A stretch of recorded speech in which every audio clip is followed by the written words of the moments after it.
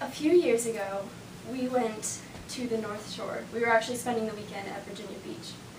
And my mom always thinks that it's a good idea to go exploring and go see places that we haven't seen, so we went to the North Shore.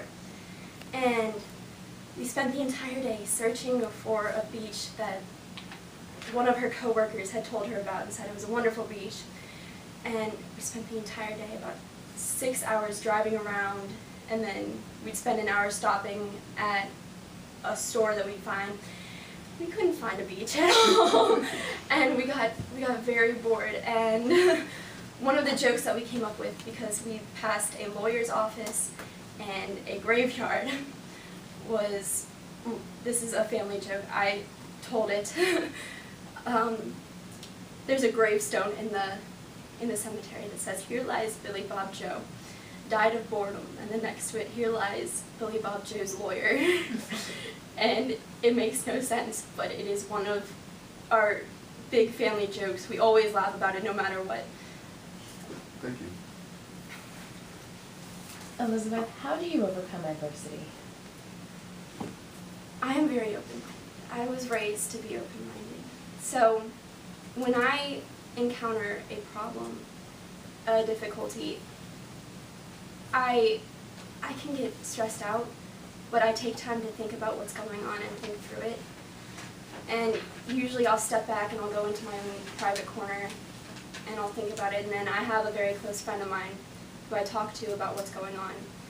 And she always knows what to say and knows how to help me through it. And lately, in the past year, I've gotten really close with my mother. So if I'm having trouble in school, in class, at dance, I'll talk to my mom, and she's absolutely become my rock. So. Elisabeth, if I was doing interviews for a new best friend, what's one thing that you would say to me that would convince me to choose you as my new best friend? I'm unpredictable. I can be hilarious. I come up with excellent jokes on the spot, but I'm also I'm good at giving advice. I'm good at listening. I'm good at hearing out your problems and not always talking about myself. Because I know that some people, when they listen to other people's problems, they have to talk about themselves in order to help them. But I like listening to other people. I like hearing what you have to say. And I can make it funny. I can make you more comfortable because I like to make people laugh. So if you're having a problem, I'll make the situation better. I will make you happier. Elisabeth, do you think texting is interfering with the social interactions of young people today? I'm not sure if texting is, but I think that the availability of internet and Facebook and Twitter on our phones has become a problem. I know one of my friends, I've been friends with her since 5th grade. I'll be driving her home and she'll be sitting there on her phone, just looking at Twitter, just scrolling through. She doesn't talk to me. And I think that that's gotten to be more serious than texting, because texting is more controllable. Texting, you read a text, you respond to it, and then that's done. You can put it away. But if you have Twitter or Facebook on your phone, then people are constantly updating and you're constantly scrolling through, looking at new things. So I think that's gotten to be the big problem, especially since our phones are so advanced and so special, they can do that so easily. Elisabeth, concerning attitude, what is the most important piece of advice you could share with a good friend?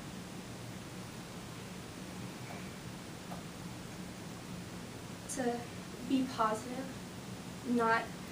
one of my favorite quotes is, "Keep your face to the sunshine and you cannot see the shadow." So instead of looking at how things are going to be bad, you need to look at how you can make things better, how you can take what's going wrong and find the bright side, find what is going to help you in the future. And you can always grow from a situation. So even if it seems like it's terrible, like it's never going to get better, if you try, if you do your best to find the brighter side, to find what will help you, you'll grow from it, you'll learn from it, and you'll become a happier person through it by being positive and not necessarily sticking yourself in a corner and thinking about how it's hurting you and how you're not going to be happy again. Elizabeth, name one living person that inspires you and why.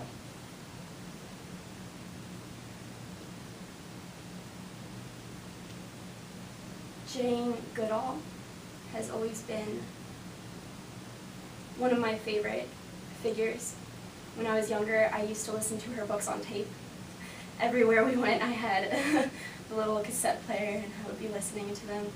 And I think it's fantastic what she's doing with the apes and how she's learning to communicate with them, how she's understanding what they're doing. And I love animals. I love everything about animals. I think that they're magnificent creatures, and I've always been very interested by monkeys and apes, and I think that she's a great advocate for those animals. Hi Elizabeth, how are you tonight? I'm doing well. How are you? I'm doing great, thank you. A lot of our public figures, Elizabeth, say political, sports, and celebrity, have fallen off the pedestals that we put them on of late. Do we ask too much of our public figures?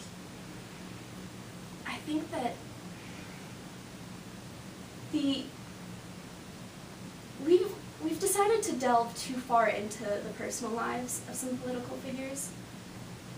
Although what they are doing in their private lives is not respectable, is not something that we look for, like, we find responsible, what they are doing politically to help our country, to help their city, their state, it may be very good. They may be helping us a lot. They're finding solutions to problems. But if we look at what they're doing wrong with their personal lives, then we're asking too much, because that's not going to affect how they're going to run our country necessarily. How do you handle being told no? I handle it very well. I audition for plays. I'm a very big theater person.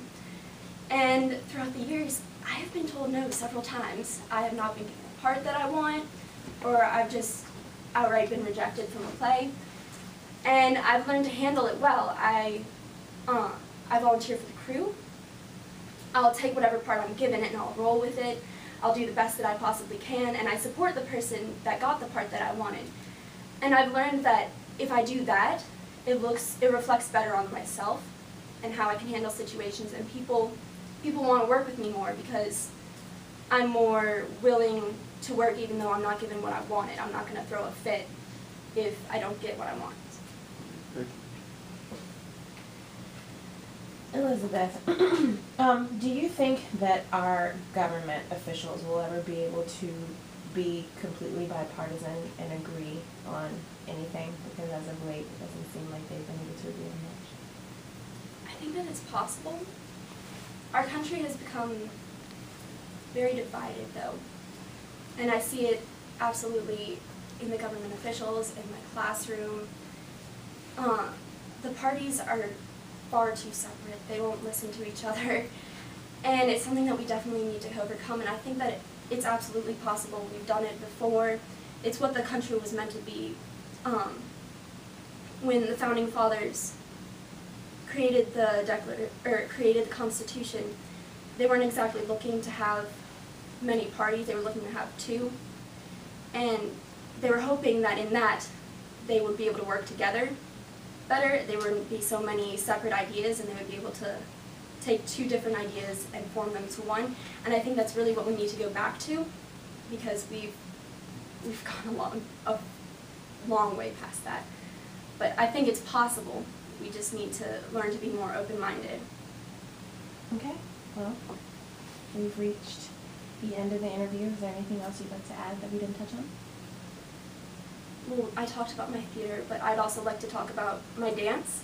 I've been dancing since I was 3, and it is a huge part of my life. I love it so much. I'm in the senior company at my dance studio, and through that I've learned a lot about responsibility, because not only do we work with the community, we help teach dance classes, I help out with birthday parties, but I've also had to start paying for my dance classes myself because it's become too expensive. And through that I've learned to handle money.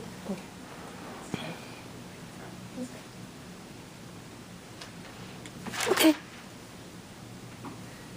They're going to now let you sit and critique. Should I pull the chair up? That's Let me fine. first ask you, how do you think it went? No, I I mean, think a few questions I did better on than others. I wasn't really sure what to talk about at the end. So. Okay, well, so in that case, you need to be prepared at the very end, if they stop you and they tell you that is there something else that you'd like to share with us, you need to have something prepared to talk with the judges that is something that you're interested in, or in either your talent, or to talk about your talent performance or something, so that it's probably not something that they've asked you about. Well, not necessarily. I mean, they may have asked her about it, Yeah. but you can expand. I would have 2 or 3 ideas, and I would have 2 or 3 things prepared. You don't want it to sound like a can of hairspray, but the worst thing that can happen is for you to not be able to finish what you're saying. Okay. In that last, 30 seconds or a minute? A minute, In that right. minute, is for them to have to cut you off. That is the worst thing that can happen, because the next thing that they're gonna do is write their score down. So what you want them to remember is how you wrap it. Okay? Another thing is, your answers were so good, I found myself waiting to see what you were going to say next, because after the first couple of questions, I said, this kid really knows what she thinks. But they are long.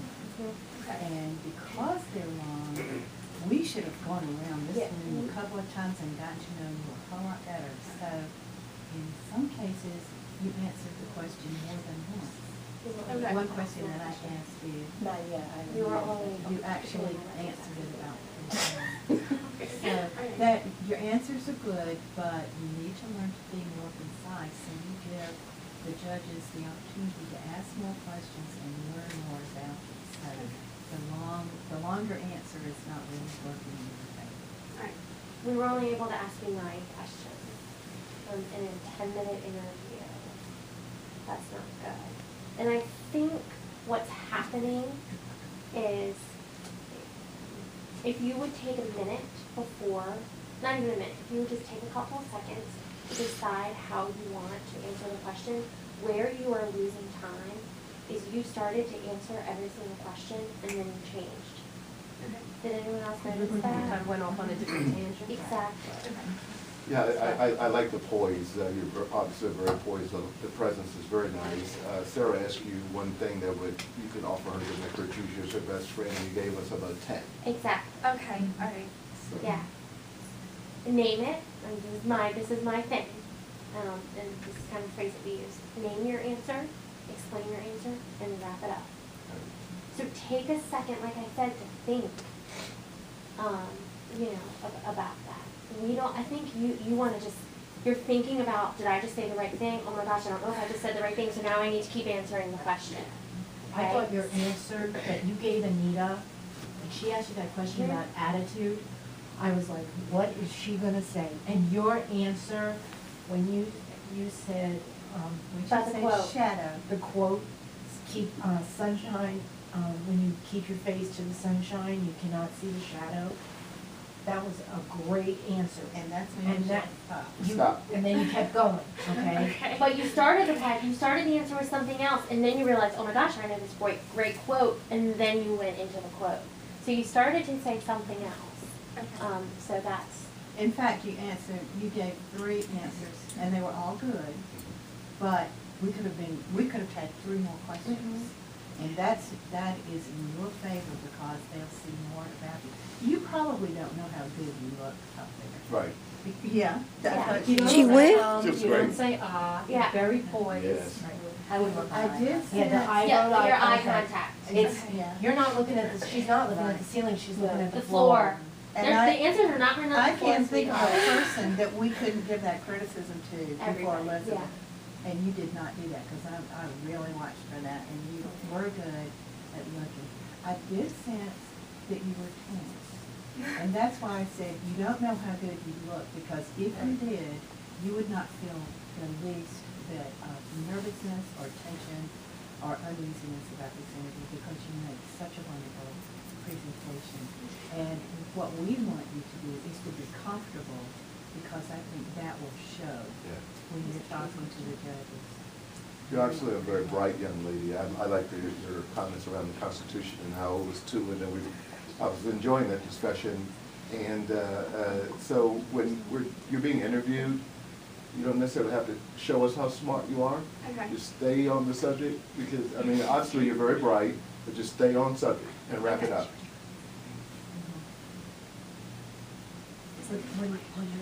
No, we were, Sarah and I were discussing your answer to Kay's question when she asked you about political figures and celebrities and people like that about the media. Do we put too much pressure on them? You answered the question, but you didn't. Like you said something about political figures and their personal lives shouldn't affect the way She said they don't affect They- the way that they run the country. Did you mean to say that? I don't think you meant, if you did, that's fine. I Did you think I mean to said say that? necessarily at the end, but I think I I love the way you started that answer. Mhm. You used the words, I think we've decided to delve too far into their personal lives, and I think that was a great key phrase. Yep. And I wrote it down because it was a great way to start to answer that question. But I agree with Sarah, I'm not sure you said what you meant to say, because in most cases, the way we live our personal lives does have an influence on the way we work, daily Absolutely. work. Absolutely. And we're not trying to tell you how to answer a question. We would never do that. But I wanna make sure that because you're talking so much, you're not then saying what you, Maybe you were trying to say it's really not our business to be that to get that Yes. person. Right, I think that's what you were trying And to we say. are, we're trying to be nosy beyond what we should be. The one thing that I noted, I wrote, at 7 minutes, I realized that you had only answered 7 questions. And that just brought me back. 2 weeks ago, I was on an interview in front of all these big-wig people in Henrico County, and I had 5 minutes to talk about my personal resume. So I had to cover college and the first 5 years of my career. That's 9 years. I had to cover 9 years in 5 minutes. And I thought to myself, there's no way that I'm going to be able to cover 9 years in 5 minutes. But I did, because I was succinct. I named the important points. I told them what I wanted them to know about me, and I walked away knowing that I had nailed the interview. My supervisor was in one of them, and she came back and told me the same day. She said, Katrina, you were awesome, because you told them the most wonderful things about yourself all in 5 minutes. So you have to remember that you get double that time. So you get 10 minutes to tell these 5 strangers everything that makes you great, so they can remember you for your on-stage portion, and so that you can get a good interview score, because there's nothing worse than leaving any kind of interview, personal, professional, in this kind of arena, whatever, and them still not getting a good grasp of who Elisabeth is. And I feel like we got about 45 to 50%. We know you. We've known you since 2012, but there's nothing worse than only giving 50% of yourself in an interview, since you don't have that much time. You know what I'm saying? So you don't know what kind of questions they're going to ask, but make sure that you can control the interview in a certain way by, answering questions in such a way that they're like, oh my gosh, she's so interesting. Maybe let me throw this hard question at her, or, we're asking her all these political questions, let's throw her a fun question like, what's her favorite color? You know what I mean? Like, control the interview so that they know how great you are, and so that they want to give you a great score, and so they can remember you that afternoon and be like, she was awesome, I remember her, she's one of my favorites. You know what I'm saying? Yes. Also, I noticed when you came in, don't be sheepish and shy about it. When you came in, you said a hello, but it was so quiet, nobody really could hear it. So, not that you have to control everything, but be able to be forward and say hello to everybody first, because if somebody doesn't do an introduction like he did, then there's like a disconnect. Mhm. So, like, coming in and saying hello to everybody, or if somebody said hello, and so that everybody could hear it, kind of makes you the point person. Yeah. I think one of the best things is what Mr. Garland always says is you need to sell those judges on why you need to be chosen as Virginia's distinguished young woman. So, you're not coming in with a placard hanging around you, but you need to, you need to exude the confidence Yeah. and the, I don't know, can you help? Oh, absolutely, absolutely. It's all about presence and presentation, right? When you walk through that door, the presence, I said, okay, this is great. The presence is wonderful. In the interview, if you can just look at me and answer my questions and make me feel good about the discussion I'm having with you, as well as the other interviewers, I'm sitting there going, wow, she's got the package. This is great. And just wrap it up. You don't have to sell me. Just tell me just answer my question. That's all I want to know. Okay. So when I'm being interviewed, should I look at everybody or a Yes. specific? Okay. Okay, so here's the thing. Let's say Katrina asks you a question. Okay, you're going to start your answer looking at Katrina. Okay, you're going to then continue your answer looking at all of the judges, and you're going to finish your answer looking at Katrina. Okay. In the eyeball. That's the easiest way to think about it. Okay. And the other thing you'll find out in an interview, as you go through several of these, if the person asking you the question doesn't look happy, or the rest of the judges panel looks kind of bewildered, that's not a good sign. They're sitting there going, you know, you're nailing it. Right? And you want to make a connection. And that's why you want to connect with them. You know, I'm going to interject just a couple of things if I could. In my opinion, I think that's good advice, but the truth of the matter is that from my perspective, and I'm just an individual, we've got 7 different people, I try to stay incredibly neutral. And so, frankly, I think that if you see somebody who doesn't look particularly jumpy, uppy, downy, happy about it, then don't let that affect you, because they could be very, very happy. They just might be like me and just be more neutral about it. And then if I could make my own personal observation about your personal presence, and again, you've got 7 different opinions. I think you look absolutely stunning, just beautiful. Yeah. But I want to say that I find the scarf to be distracting. Okay. And if you wouldn't mind standing for me for just a second, your jacket is open at the bottom. So Yes. if you're going to wear that jacket, either find a way to pin it or Okay. wear a black tank top underneath, Okay. so that it's not as obvious, but I would definitely try to pin it down instead. Okay. What about the scarf? Can you What take should? the scarf off? I just think the scarf itself is, if there were a different shirt that you had on underneath, I just found it to be distracting. It was the first thing and the only thing I noticed. So that's gonna be a little low, just a different something Okay. underneath might help. I think the scarf is pretty, but I think the scarf is a little. It's got a lot of pattern going on. I just think that, you know, it's kind of like me wearing open foot shoes for the first time. It's pretty. I don't think we're at a scarf in an interview yet. Okay. Well, what should she do? Do you I have pearls? a necklace. Oh, pearls. I have pearls. I have another. What about necklace that's a got black? purple. Should she wear a black top? and- I would think a wear black for cami would be sure. better. Yeah. because Black then cami that with would cover the pearls. bottom part that she's talking about. Yeah. And pearls or And then the something. eye is going to go up. Okay. Do you have pearl earrings? Yes. Yes, I do. Yeah, if That's she wears, yours and if she yours. wears black and then she wears pearls, I think it will be good. Yeah. Perfect. Okay, Mhm. what do you think? Very nice. Yeah, it'll look Yes. classic. I mean, I've never worn a scarf into an interview. Mm-mm. I do. Lovely. But it wasn't, That it was, frilly. it wasn't, no, it was like, You have answers. it was thin, and It was like I a wore thin, my stuff. suit Yeah, down. like that, Mhm. yeah, but like we wouldn't. No, no, no.